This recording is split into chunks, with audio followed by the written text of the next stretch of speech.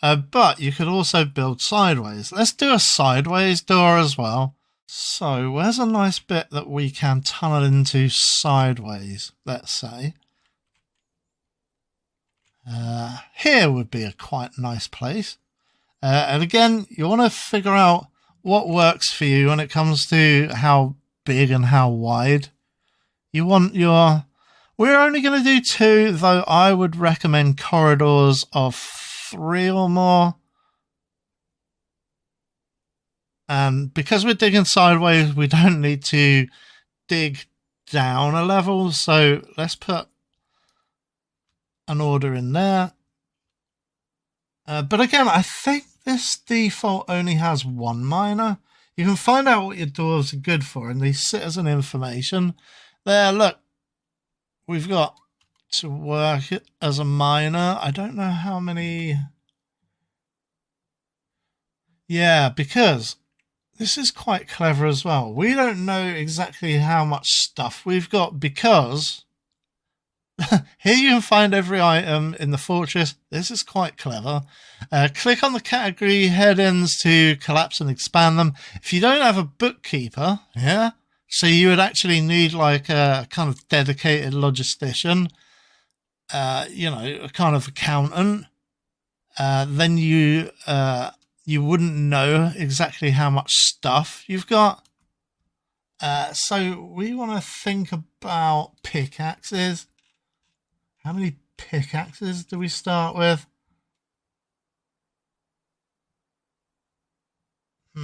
Let's figure out how to read this. What about just axes? Is that what they call it? Armor stands, no. Seven sets of armor, 1 for each dwarf. That's pretty straightforward. We've got 1 metal anvil. But I don't know where our axes are, man. Buckets, chains, cloth, crutches.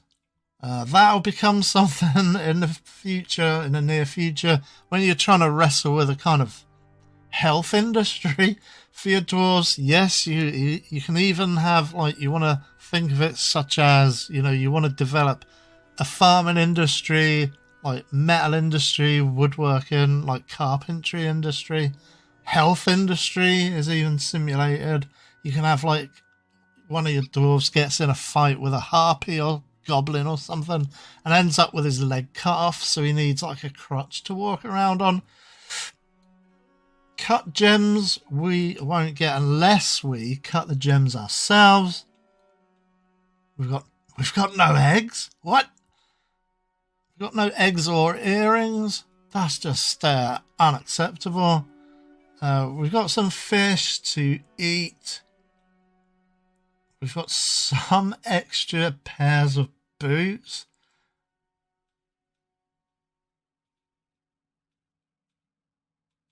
Yeah, logs, none, but we are going to chop some down, I think. Splints 3, stones 1, thread, tools, perhaps tools. Oh no, we've got 1 wheelbarrow and 1 step ladder. Of course. Weapons 8.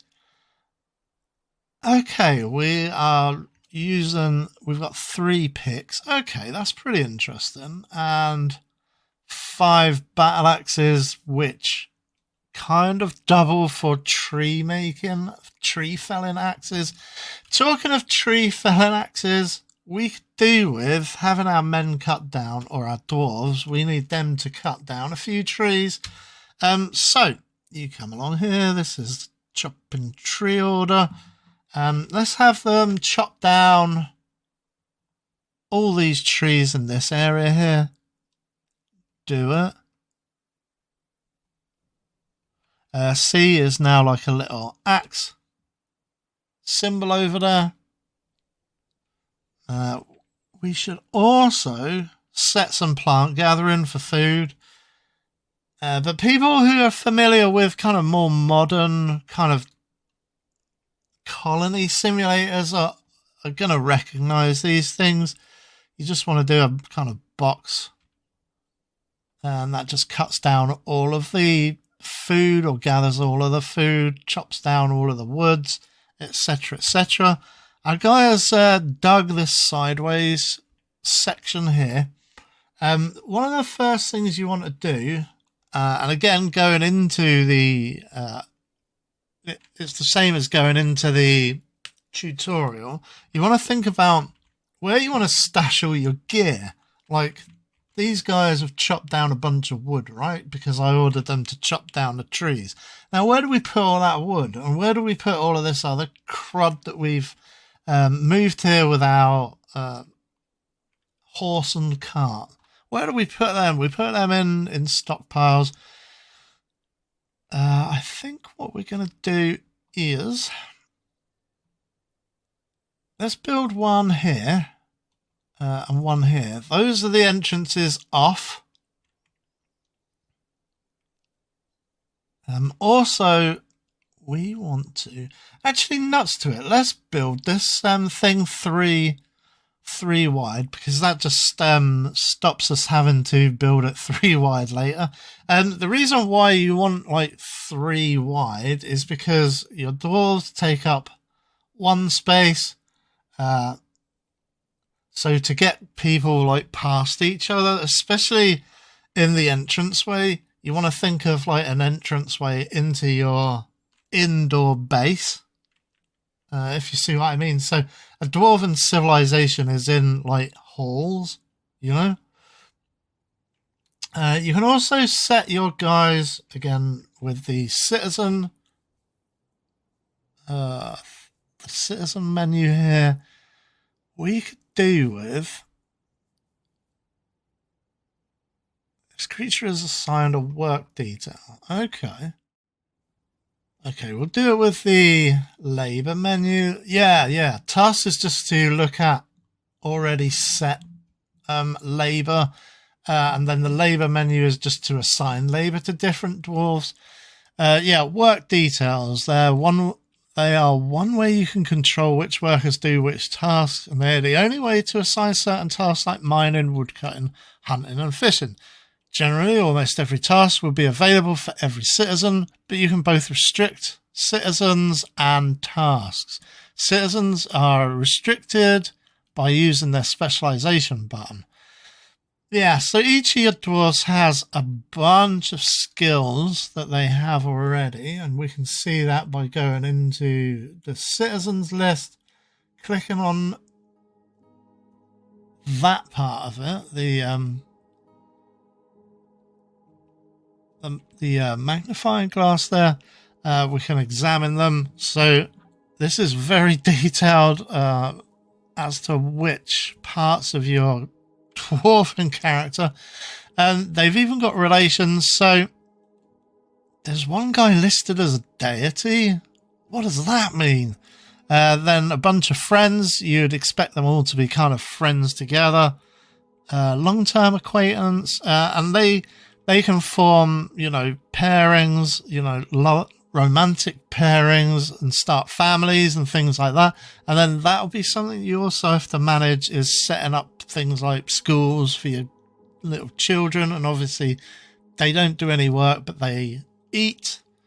So you've got to try and keep your younger generation. I remember in the free version, your little babies never actually reach adulthood. It was something that the game just couldn't, at the time, simulate. But I don't know if the commercial version does. Don't quote me on this. I'll try and find out and put maybe a text note somewhere on the screen. He's part of a couple of different groups. He's not assigned as part of the military yet. He does feel very satisfied by his work.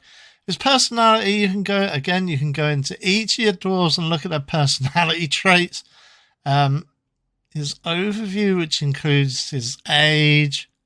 He values cunning, resists sickness, high kinesthetic sense. What? He's non-musical, so we won't need musical instruments. He is anger prone and he disdains power. And all of those behaviors will be simulated and, you know, kind of inform this dwarf's behavior. So he won't seek out musical kind of entertainment like that.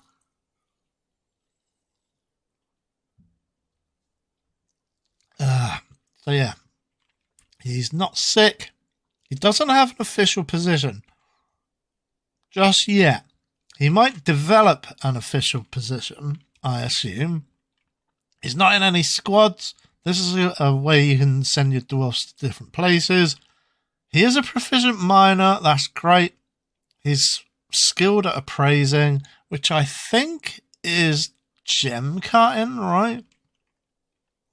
And then he's a dabbling herbalist. Unmet needs, so yeah, a list of kind of thinking like Sims, you know, like whatever, your little Sims in The Sims. He has a bunch of unmet needs, and so even The Sims was influenced by Dwarf Fortress, maybe, I don't know. Again, I don't want to be sued for plagiarism. But yeah, his unmet need is drink alcohol.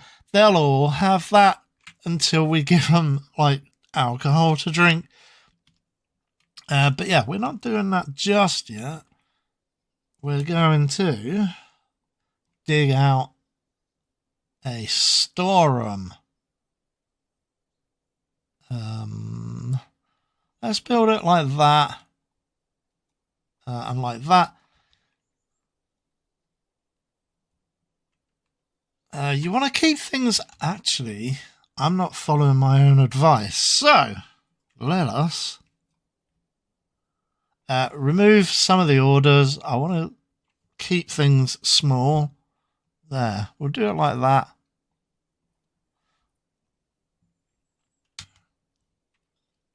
And then this room can be our storehouse of stuff. Even the stuff on this wagon is going to take up probably all of this storehouse. So probably even more stuff. So let's create our first stockpile. This is something you'll have to get used to. So let's click on the stockpile button. So that area there is going to be our first stockpile. We'll have to accept it like so to dial in that order. And then basically we want to make this a stockpile for everything. And then as things go up, you can even rename your stockpiles and tell it to only stock like furniture or gems or leather or refuse or sheets, blah, blah, blah, blah, blah. Yeah, so that is that.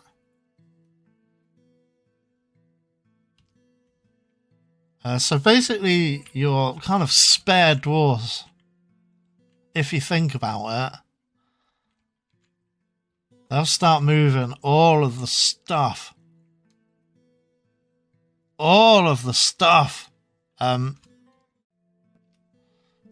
Actually, before we get too engrossed, let's build another stockpile.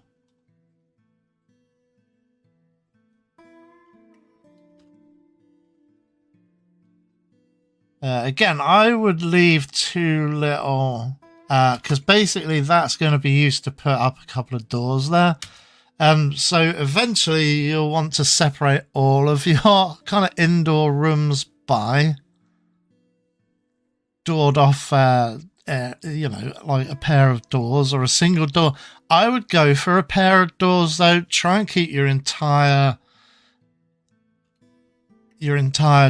dwarf hold with double doors.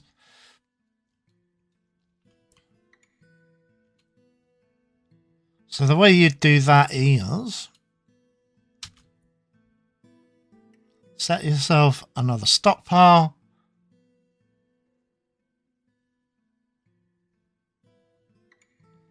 accept, and we want it just for wood, right?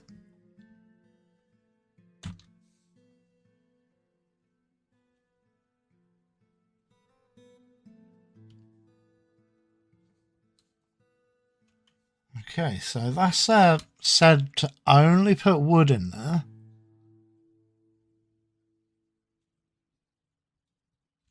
But ideally you would want to change this stockpile so that it doesn't have wood. Giggity. Oh, I guess you'd go into custom, right? See, this is new to me as well. I'm learning at the same time as you. We kind of want everything. Yeah. The only thing we don't want is wood in here, really. So there you go. We can go with all. We don't want corpses. We don't want refuse. That's good. And yeah, we don't want wood either. So yeah, we wouldn't want wood in this one. So let's see if they can then separate out the wood that's already in there and put it in the dedicated wood stockpile. So yeah, pretty nerdy stuff. But yeah, that's how you would do it. And eventually you would want to then start putting in like actual real structures, like they call them workshops, but that's also things like farming like areas, different furnaces you can go into. How do you get back as well, man? Workshops, clothing.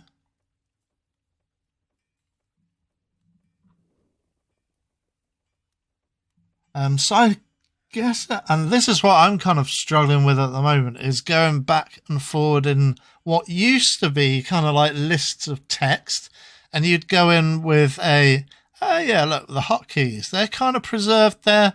So say you wanted to make a,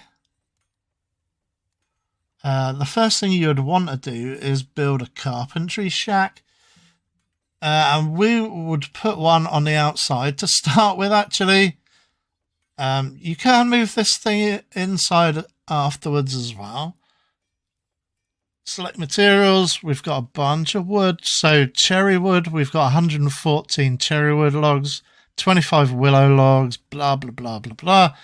So it doesn't really matter what you'd build it out of, but we'll take it out of whatever we've got the most of. And they'll just go ahead and they'll make a carpentry workshop there. See, that is cool. I love the pixel art style. I mean, what used to happen, and you could still do it with the free version that I showed you on the website, you can download your own tile sets, which would change the look to whatever you want. You could even download a set of sorry, cut that. You could even download your own subset of, I don't know, say a like a space station set of tiles, and then you could build your place that looks like a kind of sci-fi. I wouldn't recommend it, but there are several different kind of tile sets for Dwarf Fortress. Again, I haven't investigated whether you can upload/download your own tile sets, because there are ones that exist already. So I don't know if you can upload and or download your own sets of tiles, your own tile sets from the internet, say. On the commercial version, I don't know whether you can do that. So you'd then click on your carpentry and just add some text. You want to probably make beds as fast as possible. But anyway, the last thing we'll look at as well before we hop over to my existing but still very, very early build of a dwarven fortress is we'll just quickly head downwards. We'll only go down one. Basically, what this shows as well is where there is water beneath ground. So you'd want to avoid the water. You don't want your fortress to be flooded out. So I would just try and avoid these at all costs to start with. However, you do need water, and these can be incredibly useful. Hey, they're only one deep, which is pretty useful. What these are good for is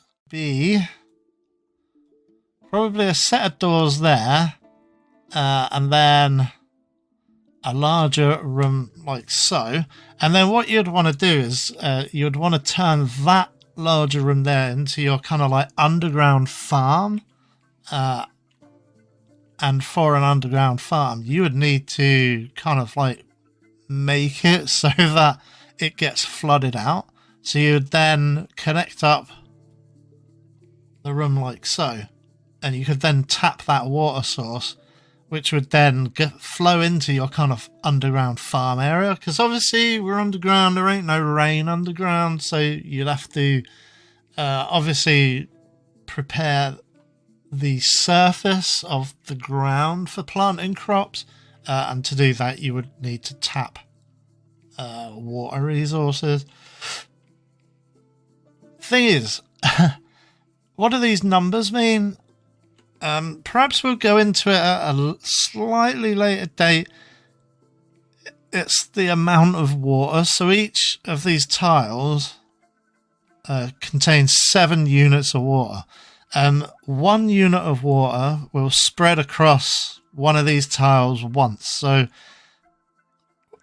So this tiny little underground lake here doesn't just contain 6 units, 6 tiles worth of units. It contains 7 multiplied by 6 units of water. So 42, right? 42 units of water. So you'd then count up 1, 2, 3, 4, 5, 6, 7, and then go down 7, and that would be how much water you'd need to go across farmland, right? Does that make sense? Does my explanation make any sense? Probably not, but we'll cover it in a future episode. I promise. We'll build like a dwarven fortress together. We might even revisit to then go into the detailed setup, because that's fairly useful to get to know, and fairly useful to get to know early. We could even do that, and and then completely flood out all of our you'd then build a set of doors in there, and the doors would make sure that you wouldn't flood your entire base. Let's stop that from happening. Let's stop that. Yep, it will no longer tap the water source, but again, our guys will come down and start mining that out. As you can see, there is so much detail in this sodding game that it will take several episodes just to go into what's going on, sort of thing. I kind of hope, but I doubt I've gone into it particularly well.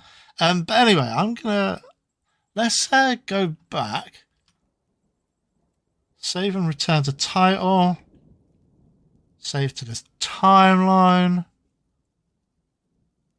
Yep, sure. And then we'll just quickly look at, and I think I've kind of botched it already. We'll look at the dwarven fortress I'm setting up. And there you go, here's my fortress. This is how it looks like. These are the starts of the kind of housing. All your dwarves need housing. They need a little bed. So this is basically their little bedroom, or one dwarf's bedroom.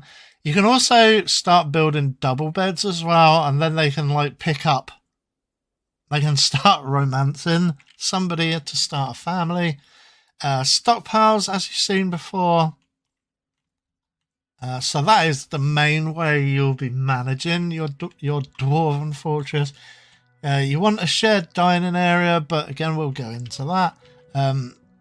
Here's the start of my grog production.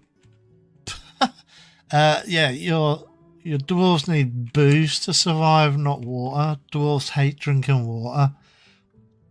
Oh no, this guy's annoyed. You could click on this and find out what's making him so annoyed. He can't socialise. He's got no excitement. He wants to acquire some stuff. That's how you know whether you're happy or not in life, in real life, is how much stuff you've got. It's not love. It's not anything like that. It's just how much stuff you've got. And it's the same for dwarves.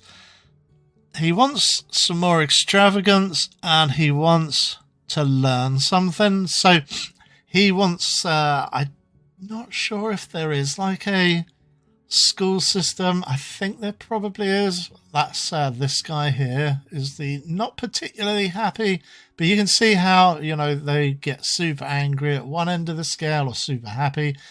Fortunately, I've got 3 happy guys and 1 slightly sad guy, so we're doing okay. I mean, it's not great, but we are just at the stage of surviving at the moment.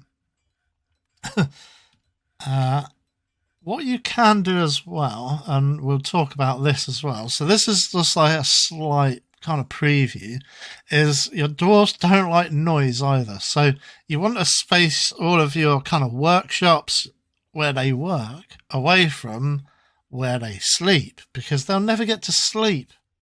Okay, so we're out of time. I'm going to put a cut in here. Thanks for watching part 2 of this Dwarf Fortress.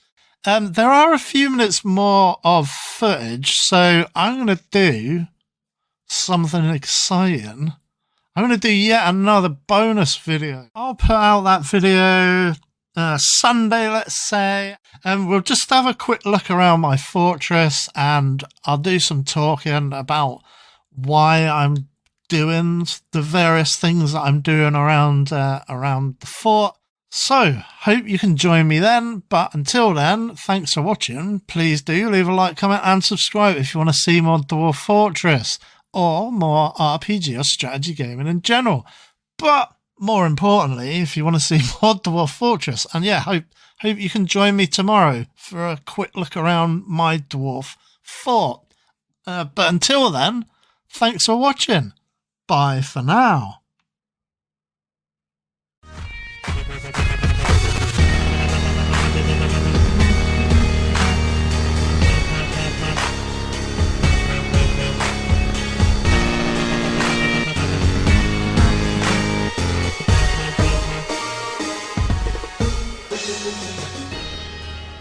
Degenerate! Degenerate! I was assaulted by a bunch of perverts.